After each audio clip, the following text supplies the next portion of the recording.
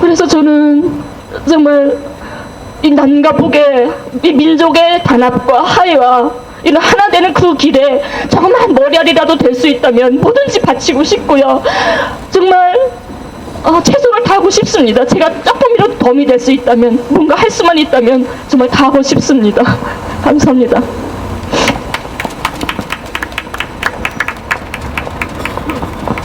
굉장히 가슴 찡한 하늘 투표였습니다.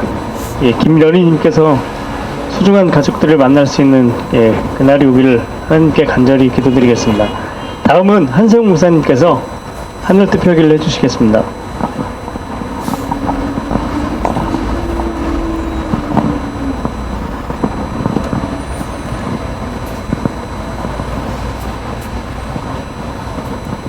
안녕하세요. 네, 식사들 하고 나오셨나요? 날씨가 생각만큼 춥지 않아서 조금 견딜 수 있을 것 같습니다. 네. 2015년은 전후 70년을 기념하는 행사가 세계 곳곳에서 있었던 한 해입니다. 물론 한반도는 전후라는 표현보다는 해방 70년, 광복 70년, 아니면 분단 70년 이런 말에 더 익숙하긴 합니다. 가까운 일본 같은 경우는 종전 70년이라고 이 전후 70년을 부르고 있습니다. 종전 70년 주어가 빠져 있죠. 네. 예, 일본 같은 경우 전후 상황을 좀 더 살펴보겠습니다. 전쟁 중인 우리나라 이야기는 더 이상 할 것도 없고요. 오키나와에서는 1972년 오키나와가 지금 일본으로 다시 반환된 이후에 약 43년간 50차례 정도 미군 헬기가 추락했습니다. 전시 상황의 공포를 일상생활에서 그대로 체험하고 있는 것이죠. 그리고 또한 얼마 전 터키 해변에서 발견된 난민 어린이의 죽음은 오늘 현재도 전쟁이 우리에게 얼마나 일상을 참혹하게 물들일 수 있는지를 보여주는 일이었습니다. 제2차 세계대전 이후를 우리는 전후체제라고 부르고 있고요. 그리고 지난 이 전후체제는 우리는 지금 전후체제를 이렇게 이해하고 있습니다. 역사를 반영하는 의미에서도 부르고 있고요. 그래서 과거의 시대를 의미하는 말이기도 하지만 어떤 미래적 가치를 담아내는 말로도 전후체제라는 말을 사용하고 있습니다. 특히 아베 총리와 그를 따르는 일부 사람들은 이 전후체제를 굉장히 재밌게 생각하고 있는데요. 제가 좀 설명을 드리도록 하겠습니다. 그들이 생각하는 전후체제란 평화법 구조에 의해 일본이 군사력을 포기함으로써 오늘의 일본이 비정상적인 국가 또는 장애국가의 상태로 묶여 있었던 체제로 인식되어진다고 생각합니다. 그래서 전후체제는 극복의 대상이자 굴욕의 70년이고 또한 이렇게 생각하는 사람들이 있는 반면에 이 평화법 구조는 다시금 이 땅에 전쟁이 일어나지 않아야 되겠다는 아시아 민중들의 바람을 반영하고 있기도 하고요. 평화법이 세워진 이유야 전후체제를 다시 재구축하는 데 있어서 일본으로서는 어쩔 수 없는 선택이었다고는 하지만 어쨌든 평화국가의 골간이 되고 이웃 국가들이 그 평화의 정신을 배워야 할 아주 인류 공동의 자산으로 이해하고 있는 사람들도 있습니다. 지금 동북아시아는 미국과 중국이라는 큰 두 체제로 재편되어 가고 있습니다. 그 속도는 매우 빠르고 아무도 이해할 수 없을 정도로, 누구나 예측할 수 없을 정도로 빠르게 변화하고 있습니다. 이렇게 불확실한 세상 속에서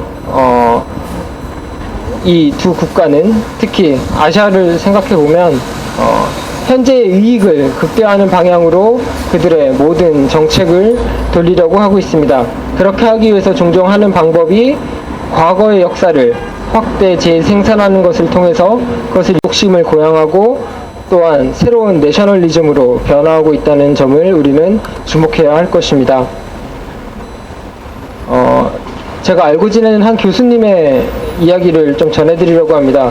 독일에서 공부를 마치시고 온 분이신데요. 처음 유학생활을 하면서 독일어 수업에서 있었던 일입니다. 처음 독일에 도착해 열심히 어학 수업에 참여했을 때의 일이다. 독일로 공부하러 온 다양한 나라 출신의 학생들이 함께 수업을 받았다. 어떤 주제에 대한 토론 중 한 학생이 이런 말을 꺼낸다. 나는 우리나라를 사랑합니다. 순간 독일어 선생님은 정색하며 심지어는 매우 질책하는 어조로 이렇게 얘기합니다. 그건 굉장히 위험한 생각입니다. 그리고 두 번째 에피소드입니다. 이거는 유럽의 축구 이야기인데요. 유럽 축구의 결정판이라고도 할 수 있는 챔피언스 리그 결승전을 기숙사에서 학생들과 함께 시청할 때였다. 독일 최강팀 바이에른 뮌헨과 영국의 맨체스터 유나이티드의 결승전. 결과는 드라마틱한 맨유의 역전승. 경기가 끝나고 독일 학생들을 위로했다. 그런데 뜻밖의 반응이 돌아왔다. 독일 학생들이 모두 기뻐하는 것이었다. 물론 뮌헨이라는 축구팀이 독일에서 그리 평판이 좋은 것은 아니지만 그래도 경기는 영국팀과의 경기가 아닌가. 그래도 영국과의 경기잖아 라고 말을 건넸으나 한 친구는 예전 독일어 선생님이 그랬던 것보다는 조금은 부드러웠지만 하지만 단호하게 이렇게 말했다. 애국이란 단어가 우리나라에서 얼마나 위험한 생각인 줄 아니? 독일에서 그 단어는 금기야. 전후 독일은 자신들이 피해를 입혔던 국가들에 대해서 철저히 배상과 사죄를 하였습니다. 뿐만 아니라 그 사죄는 매우 진정성 있는 태도였고요. 지금의 일본 지도자가 야스쿠니 침사를 계속해서 참배하는 것에 반해서 그 당시 독일의 수상 빌리 브란트는 폴란드 바르샤바를 방문해서 유대인 학살 추모비 앞에서 무릎을 꿇고 참배를 하였습니다. 정작 자신은 나치와 대항해서 싸운 사람이었지만 독일을 대표해서 그는 진정성 있는 사죄를 하였던 것입니다.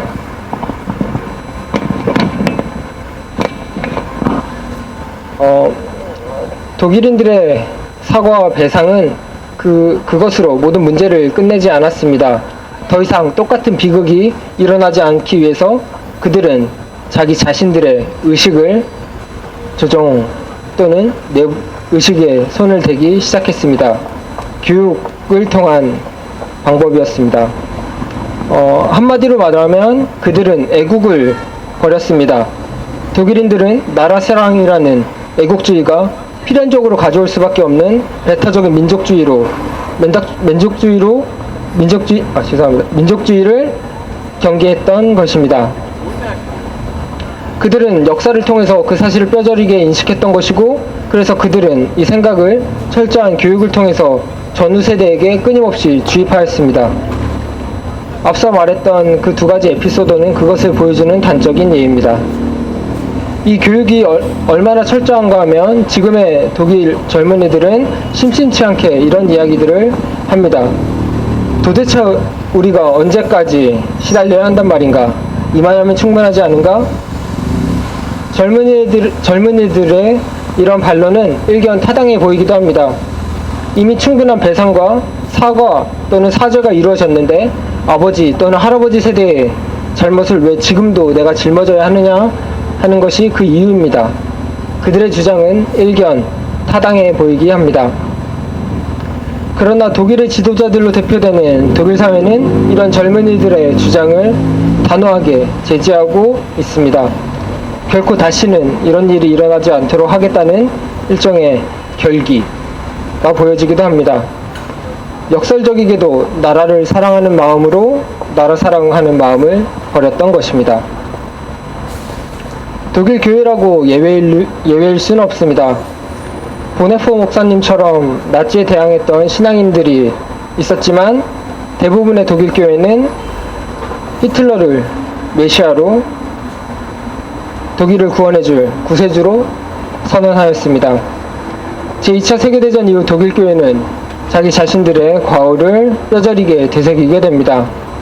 지금도 독일 신학의 가장 큰 주제인 홀로코스트 이후의 신학 한 번쯤은 들어보셨을 것입니다. 지금은 아주 고유명사가 된 지 오래인데요.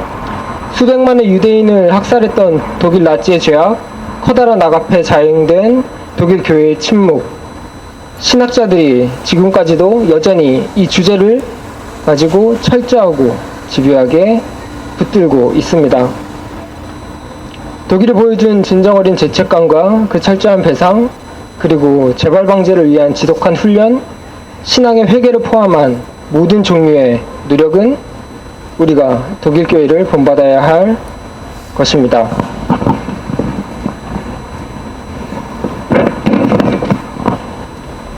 오늘 저희에게 주어진 하나님의 말씀은 세상의 평화를 이루기 위한 기독교적 실천의 근거가 되는 가장 대표적인 성서 말씀입니다. 바로 마태복음 산상설교이지요. 그러나 많은 기독교인들은 이 산상설교는 전적으로 수도사들 또는 혼자 사는 신부님들 정도나 실천할 수 있는 것이라고 생각하곤 합니다. 구체적인 인간 실존에서 이루어질 수 없는 경지라고 생각하는 것이죠. 하지만 산상설교가 행해지고 있는 그 역사적인 실존, 그 실존의 상황은 로마의 식민 통치가 있었던 때였고요. 하루하루를 벌벌 떨면서 지낼 수밖에 없는 시대였고요. 그리고 또 하루하루 입에 풀칠하는 것만으로도 전전긍긍해야만 했던 민중들의 그 치열한 삶의 한복판이었습니다. 예수의 가르침을 개인적이고 종교적인 차원에서만 적용하는 해석은 그것이야말로 정치꾼들의 논리고 경제적 지배자들의 논리를 두둔하는 것입니다. 산상설교는 평화를 원한다면 평화를 준비해라. 전쟁을 준비하는 자는 전쟁을 겪게 된다는 것을 역설하고 있습니다. 산상설교에서 예수가 말하는 것은 종교적 형식이 아니라 바로 그 내용입니다. 이론이 아니라 실천이고 평화의 말이 아니라 평화의 행동이며 교훈이 아니라 삶의 방향인 것입니다. 따라서 예수의 가르침은 거짓 평화를 선전하는 위로의 이데올로기가 아니라 평화를 일하는 사람에 대한 지극한 축복이고 보다 좋은 세상을 향한 이정표인 것입니다. 우리나라는 제2차 세계대전의 피해국으로서 독일의 이런 사례를 일본과 비교하면서 지금까지는 일본을 비판하는 데에만 이 예를 주로 사용해 왔습니다. 그러나 지금 한국 사회는 배타적인 민족주의와 맹목적인 애국주의의 모습을 심상치 않게 보이고 있습니다. 국가의 필요에 의해 수입한 외국인 노동자에 대한 차별, 그리고 국가의 명예와 경제적 이익을 위해서라면 거짓과 죄악이라도 은폐하고 용인할 수 있다는 주장과 그 자세, 왜곡된 역사 만들기를 시도하려는 모습, 그 모두는 더 이상 우리나라는 피해자가 아니라 지독한 가해자의 모습을 보이게 만듭니다. 이 왜곡된 역사 만들기가 무서운 이유는 기억이 더 이상 과거에 묻히는 것이 아니라 현실을 작동시키는 무기가 되기에 평화를 저해하는 치명적인 위험이 되는 것입니다. 이 자리에 함께하고 있는 평화를 사랑하는 여러분, 독일 사회는 자신들의 의식 내부의 존재악을 없애기 위해서 피나는 노력을 했고 지금도 각고의 노력을 다하고 있습니다. 어쩌면 이제는 우리 차례일지도 모르겠습니다. 아니, 이제는 우리 차례임에 틀림없습니다. 평화를 위하여 일하는 사람은 행복하다. 그들은 하느님의 아들, 딸이 될 것이다. 다 함께 침묵으로 기도하겠습니다.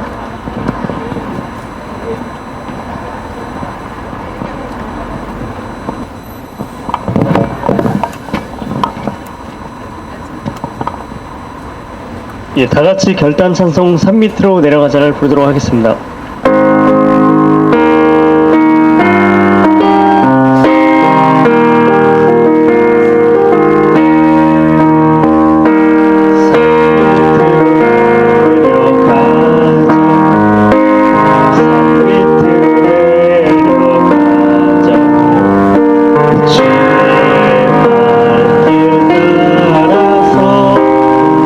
밑으로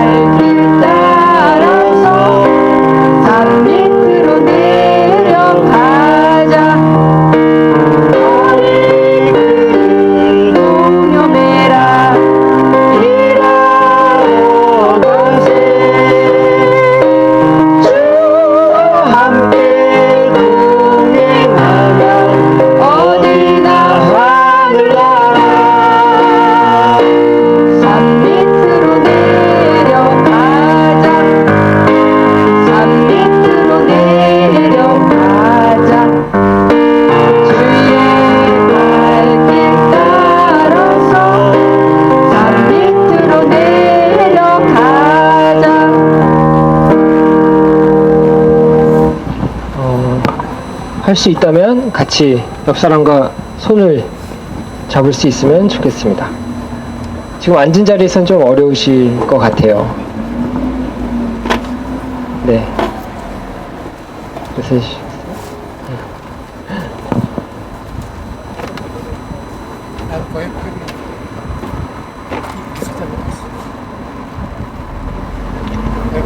평안히 가십시오. 자유인으로 사십시오. 우리는 단지 우리만이 아닙니다. 우리는 우리 이상입니다. 공의로우신 창조주 하느님께서 우리와 함께 하시기 때문입니다. 사랑하는 여러분, 죽음을 이기고 부활하신 평화의 예수님과 함께 폭력과 불의, 차별과 편견을 넘어 하느님께서 기뻐하시는 세상을 향해 달려가십시오. 주님께서 우리와 함께 하십니다. 다 함께 하늘의 축복을 나누도록 하겠습니다. 주 예수 그리스도의 은총과 하느님의 사랑과 성령께서 이루어주시는 친교가 우리 가운데 영원토록 함께 있기를 주님의 이름으로 축원합니다. 아멘. 예, 다음은 광고 말씀 있겠습니다. 예, 쌀쌀한 날씨에도 불구하고 평화 기도에 참석해 주신 형님교 여러분 반갑습니다. 오늘 이 기도회는 저희 형님교회 청년 신도에서 준비했습니다. 힘써 주시고 준비해 주신 청년 신도에게 힘찬 격려의 박수 부탁드리겠습니다. 예, 그리고 오늘 자리를 어렵게 마련해 주신 김연희님께 이야기를 듣다가 그 조국의 통일을 염원하는 저희 입장에서 참 눈물이 났습니다. 아무쪼록 건강하시고 아무쪼록 그렇게 원하시던 평양에 꼭 가시기를 우리의 가슴 절절한 마음을 모아서 격려의 박수로 힘차게 박수를 쳐주시기 바랍니다. 예, 꼭 원하시는 평양 꼭 가시고요. 또 우리의 조국의 통일을 이루는데 우리 꼭 같이 힘을 모았으면 좋겠습니다.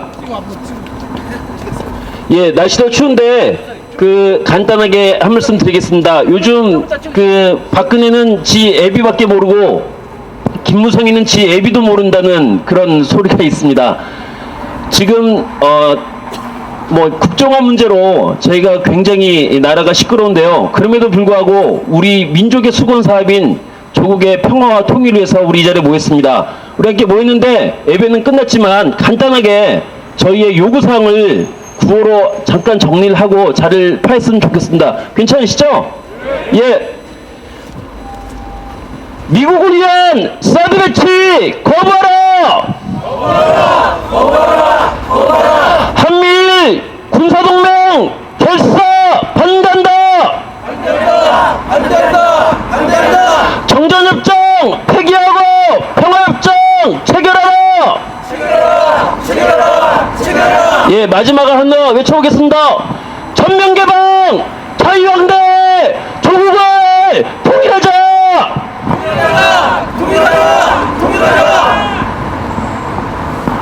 예, 우리 함께 일어서서 동그랗게 서서 우리 함께 우리의 소원은 통일 노래 한 번 불렀으면 좋겠습니다.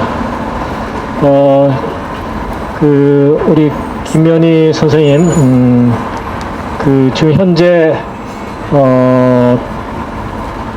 세 사람의 이름으로 저가 포함된 민변과 손호연 선생님 그리고 저와 세 사람의 이름으로 통일부 장관에게 김현희 씨 북송을 위한 면담을 요청한 가운데 있습니다. 일이 잘 진행될 수 있도록 여러분 기도해 주시기 바랍니다. 우리의 소원은 통일. 네, 우리 평양에 누이를 두고 있는 우리 유호명 집사님께서 함께